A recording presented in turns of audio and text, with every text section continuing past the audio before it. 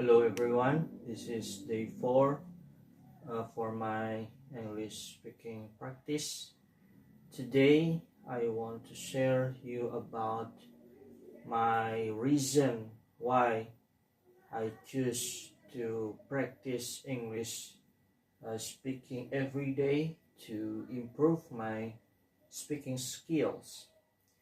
Because one of my biggest dream is to become a global Muslim scholars. What is uh, what is the definition of global Muslim scholars that I uh, mean? This is uh, yeah because I see that in my home country Indonesia there are a lot of Muslim thinker and Muslim scholars, but they have no uh, realization or they have no consciousness to be heard by the whole world, especially in the scholarship or in academia. Because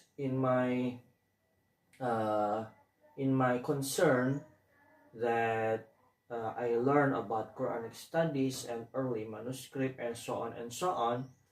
A lot of scholars come from Western academia that have no faith to the Quran, but I believe that when Muslim studying the Quran within the method of the Western academia, they have no fear to lose their faith, and I strongly believe that I will become one of the Muslim scholars who conquer the Western methodology, but also to be heard by other Muslim fellow.